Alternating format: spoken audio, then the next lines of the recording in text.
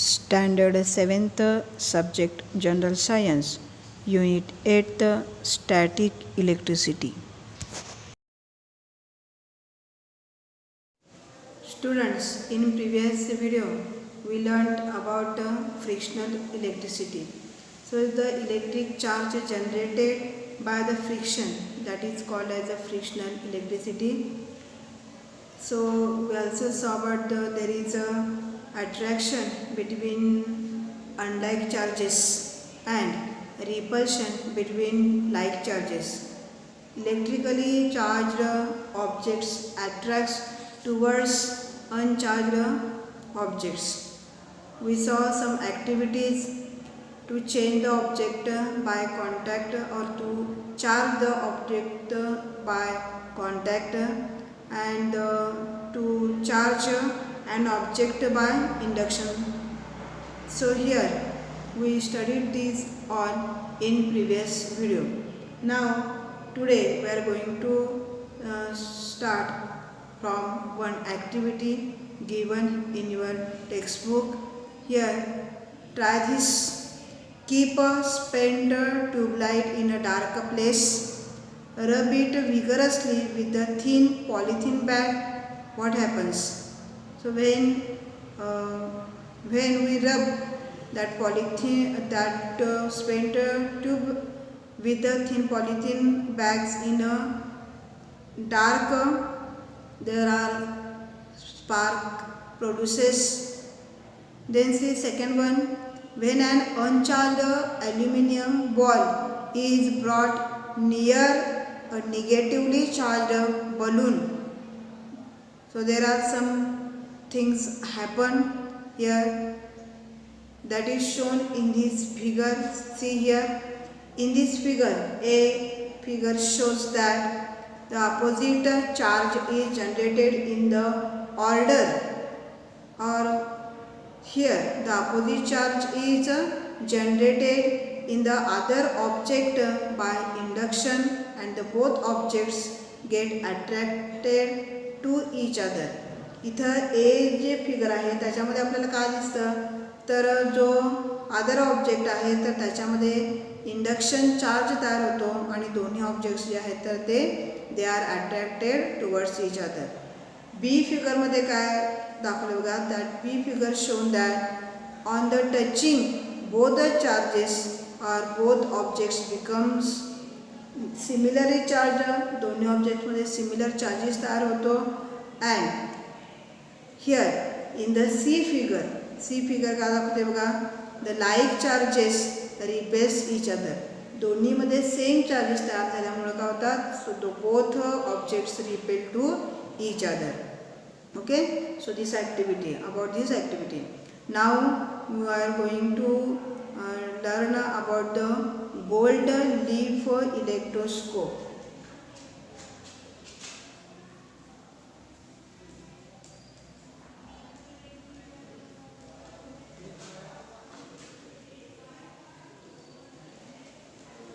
Gold leaf electroscope. See here the structure and the function of this. This is the simple. See here in this diagram we saw the gold leaf electroscope. Here this is the simple device to detect the electric charge on an object. हे काय एकदम simple काय एक device आहे ज्याच्यामुळे मधून आपल्याला charge जो ऑब्जेक्टमध्ये चार्ज तयार झाले का हे आपण आयडेंटिफाय करू शकतो, हे डिटेक्ट करू शकतो. So it consists of the copper rod which has metal. याच्यामध्ये copper rod आहे with metal disc at the upper end and two thin gold leaves at the other. एका एंडला काय आहे, याच्यामध्ये मेटल डिस्क आहे, दुसऱ्या एंडला काय आहे, तीन अशा गोल्ड लीव्स याच्यामध्ये बसवलेले असतात. The rod is placed in bottle so that the disc is above the bottle and leaves are inside the bottle. तर याच्यामध्ये रॉड जो आहे तर तो अशा प्रकारे बसवलेला असतो. याचा मेटल डिस्क जो आहे तर तो बॉटलच्या वर असतो आणि लीव्ह जे आहेत तर ते काय असतात त्या बॉटलमध्ये प्रेझेंट असतात. When an uncharged object is taken near to the disc, त्या डिस्क जवळ एखादा अनचार्ज काय असेल ऑब्जेक्ट नेला. So the leaves which are inside the bottle, so that remains as it is or they closed. When any charged object is taken near to the disc, both leaves get charged by the same electric charge and they repel to each other. जेव्हा charge object त्या मेटलच्या disk जवळ आणला जातो तर त्याच्यामुळं आतमध्ये असणारे जे लीव्ज आहेत तर ते चार्ज होतात, सेम चार्जेस त्यांच्यामध्ये येतो आणि ते लीव्ज एकमेकांना रिपेल करतात. That is they move away from each other. Okay, so the leaves collapse because the charge of the leaves goes into the earth through our body and the leaves get discharge. आता बघा, आपण जेव्हा त्या डिस्कला touch करतो तर तेव्हा काय होतं बघा, तर ते लीव्ज आहेत तर ते कोलॅप्स होतात. का असं होतं? कारण त्याच्यामध्ये चार्ज जो तयार झालेला असतो तो आपल्या बॉडीमधून कुठे जातो, ग्राउंडमध्ये जातो आणि ते जे लीव्ज आहेत तर ते डिस्चार्ज होतात अँड दे कोलॅप्स आणि ते काय होतात, ते कोलॅप्स होतात. So this is about the gold leaf electroscope. तर याच्यामध्ये हे सिम्पल डिव्हाइस आहे to detect the charge object. एखादा ऑब्जेक्ट चार्ज आहे का हे आयडेंटिफाय करण्यासाठी हा एक आहे सिम्पल असं डिव्हाइस आहे तर ते यूज केलं जातं. नाव सी ॲटमॉस्फेरिक इलेक्ट्रिक चार्ज.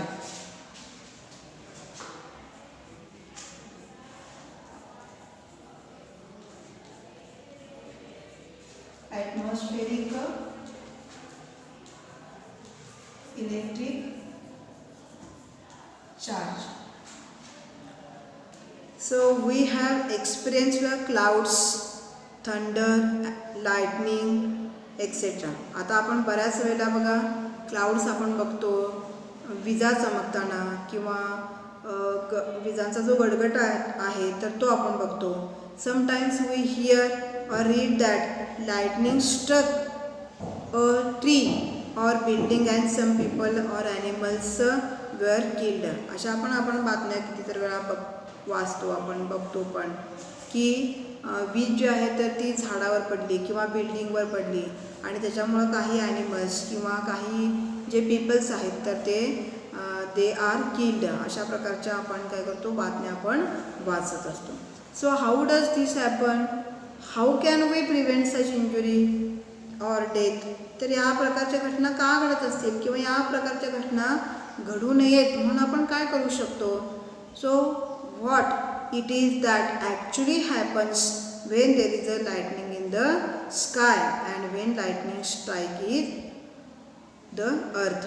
आता बघा काय होतं ॲक्च्युली, की काय होतं, आकाशामध्ये लाइटनिंग म्हणजे विजा चमकतात किंवा हे लाइटनिंग स्ट्राइक्स केव्हा होतं, हा गडगडाट केव्हा होतो अर्थवर? तर हे आपण बघूया. Lightning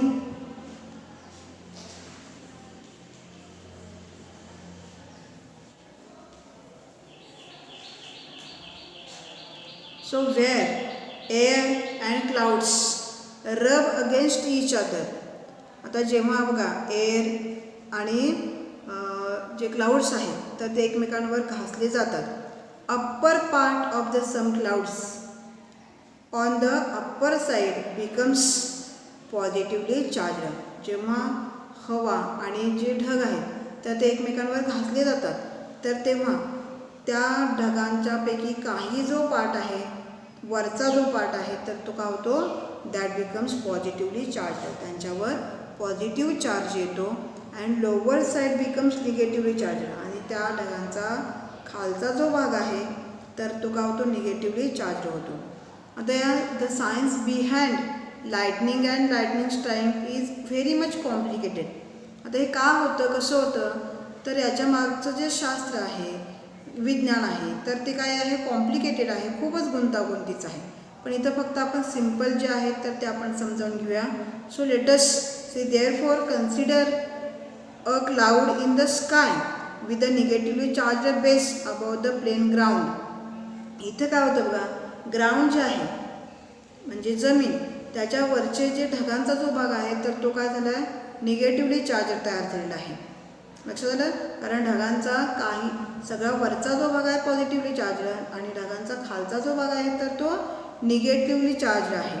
when this negative charge on the bottom of the cloud becomes much larger in charges on the ground, it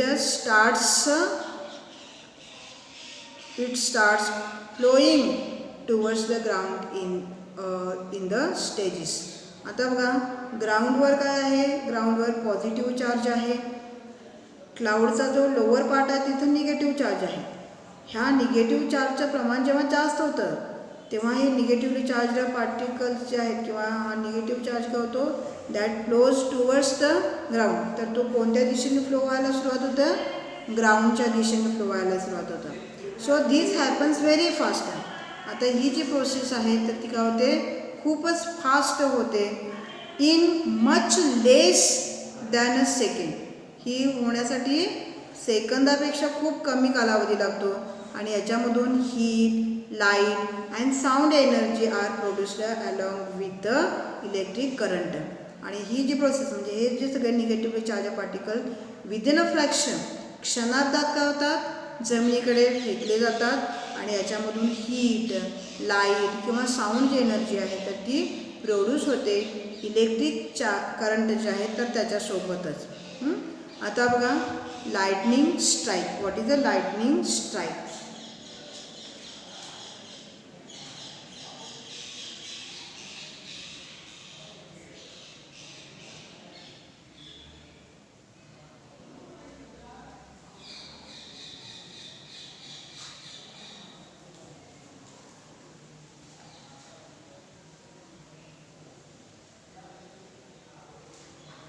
Lightning strike, you probably know that when there are electricity charged clouds in the sky, electrically attracted towards tall buildings or tree. तर तुम्ही कदाचित हे काय केलं असेल, बघितलं असेल की इलेक्ट्रिकली चार्ज जे क्लाउड्स आहेत आकाशामध्ये असतात तर ते त्यांच्यामध्ये जी काही इलेक्ट्रिसिटी तयार झाली असते तर ती नेमकी कोणाकडे अट्रॅक्ट होते, जे खूप उंच जे ट्रीज असतात किंवा टॉल बिल्डिंग जे असतात तर त्यांच्याकडे काय होते, ही अट्रॅक्ट होते. So when lightning strikes and opposite electric charge is generated on the roof of the building or on the top of the tree by induction. आता हे का होतं अशा प्रकारे, तर जेव्हा लाइटनिंग स्ट्राइक होत असतं म्हणजे वीज जेव्हा पडत असते तेव्हा काय होतं बघा की अपोजिट चार्ज काय होतो, तयार होतो कुठे, on the top of the building किंवा रूफवर. बिल्डिंगचं जे काय आहे रूफ आहे किंवा ट्रीचं जे रूफ टॉप आहे तर याच्यावर अपोजिट चार्ज तयार होतो बाय इंडक्शन. आणि त्याच्यामुळे काय होतं बघा, due to the attraction between two opposite charges on the clouds and building, the charge on the cloud flows towards the building. आता इथं अपोजिट चार्जेस तयार झाल्यामुळे काय होतं बघा, opposite charges they are attracts towards the opposite charges. कुठल्याही opposite चार्जमध्ये काय असतं, अट्रॅक्शन होतं. सो दॅट अपोजिट चार्जेसचे क्लाउड्स आणि तो टॉप ऑफ ट्री किंवा रूफ ऑफ द बिल्डिंग तयार होतं. Therefore, the charge on the clouds they flows towards the building. कुठे जायला सुरुवात होते, बिल्डिंग्सकडे. and this is called as a lightning strike. यालाच काय करणे, लाइटनिंग स्ट्राइक म्हणजे वीज पडते असं आपण म्हणू शकतो. तर आता हे माहिती आहे का बघा तुम्हाला, due to the tremendous heat and the light generated by the lightning, a chemical reaction occurs between the nitrogen and oxygen in the air and nitrogen dioxide gas is formed. जर जेव्हा काय होतं, ज्या लाइटनिंग स्ट्राईकमध्ये प्रचंड प्रमाणात काय होते, heat असते किंवा लाईट जनरेट होते, त्याच्यामुळं हवेमध्ये असणारा नायट्रोजन आणि ऑक्सिजन यांच्यामध्ये केमिकल रिॲक्शन होते, रासायनिक अभिक्रिया होते आणि त्याच्यापासून नायट्रोजन ऑक्साईड गॅस जो आहे तर तो तयार होतो आणि तो रेन वॉटर जे आहे तर त्याच्यामध्ये मिक्स होतो and that comes down to the earth, आणि तो त्या पाण्याबरोबर काय होतो खाली जमिनीपर्यंत येतो. And that supplies the nitrogen to the soil. आता अशा प्रकारे ते जे नायट्रोजन आहे तर ते सॉईलला काय केलं तर पाठवलं किंवा पुरवलं जातं. And therefore that improves the fertility of the soil, आणि त्याच्यामुळे सॉईलची फर्टिलिटी जी आहे तर ती इन्क्रीज होते. Due to the energy of the lightning the oxygen in the air is converted into the ozone. जर त्याच्यानंतर ह्या लाइटनिंग म्हणजे विजा ज्या चमकतात किंवा वीज पडते तर तेव्हा काय होतं, जी एनर्जी तयार होत असते तर ती त्या ऑक्सिजन जो आहे तर त्या ऑक्सिजनचं ओझोनमध्ये कन्वर्जन होण्यासाठी ती यूज केली जाते. धिस ओझोन, हा जो ओझोन गॅस आहे तर तो काय होतो, that protects us from harmful ultraviolet rays which are coming from the sun. सूर्यापासून जे अल्ट्राव्हायोलेट रेज येतात त्याच्यापासून हा ओझोन जो आहे तर तो आपल्याला काय करतो, वाचवतो. आता याच्यानंतर जो पॉईंट आहे तो बघूया आपण, लाइटनिंग कंडक्टर्स.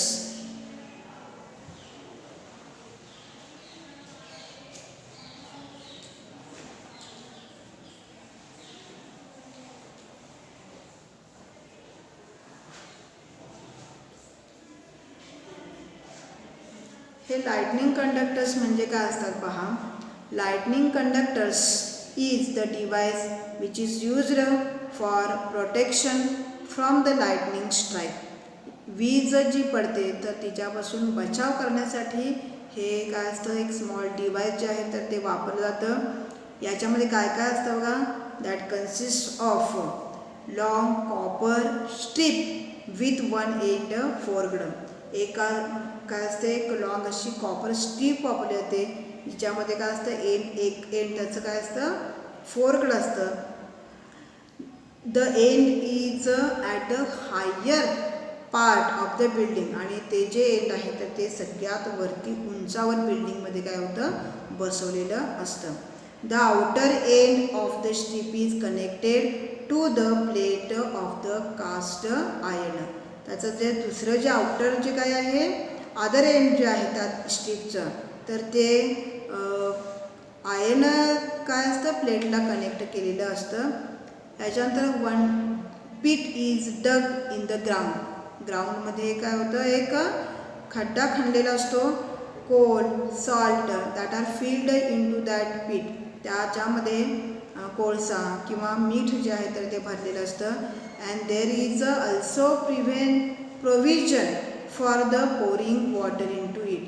त्याच्यानंतर त्याच्यामध्ये पाणी पण घालण्याची किंवा पाणी त्याच्यात सोडण्याची व्यवस्थाही केली जाते. So this helps to spread the electric charge quickly into the ground and prevent the damage. तर हे कशासाठी उपयोगी पडतं, तर इलेक्ट्रिक चार्ज जो आहे तर तो ग्राउंडमध्ये क्विकली काय होतो, स्प्रेड होतो, पसरतो सगळीकडे, आणि त्याच्यानंतर जे डॅमेज होणार असतं किंवा जे काही नुकसान आहे तर ते प्रिव्हेंट केलं जातं. So whenever and electricity charged cloud passes over the building. तर जेव्हा इलेक्ट्रिकली चार्ज क्लाउड्स जेव्हा त्याच्यावरून पास होतात तर तेव्हा काय होतं बघा, electric charges flowing towards the building are conducted into the ground through that copper strip. जी कॉपर स्ट्रीप वरती बसवली असते त्याच्यामधून तो जो इलेक्ट्रिक चार्ज लाइटनिंग स्ट्राईकमधून येणार असतो तर तो काय होतो, ग्राउंडमध्ये काय होतो, तो पास केला जातो. And the damage of the building is prevented. आणि अशा प्रकारे त्या बिल्डिंगचं होणारं जे नुकसान जे आहे तर ते थांबवलं जातं. When such lightning conductor earthing is fixed on the tall buildings the surrounding area also protected from the lightning. अशा प्रकारे ज्या बिल्डिंगवर हे अर्थिंग जे आहे तर ते फिक्स केलेलं असतं त्या बिल्डिंगचा जो सभोवतालचा जो परिसर आहे तर तो पण काय असतो, प्रोटेक्टेड असतो. म्हणजे तो काय होतो, त्याच्यावर तिथं वीज पडण्याची शक्यता कमी असते. So you will get more information about how to get protection from the lightning in the lesson of the disaster management. तर याच्याबद्दलची आणखीन अधिक माहिती कशा प्रकारे आपण या पासून बचाव आपला करू शकतो याच्याविषयीची माहिती जी आहे तर ती तुम्ही डिझास्टर मॅनेजमेंट हा जो चॅप्टर आहे त्याच्यामध्ये घेऊ शकता. So here we stop now today's exercise. Solve the exercise given in the textbook on the page number 57.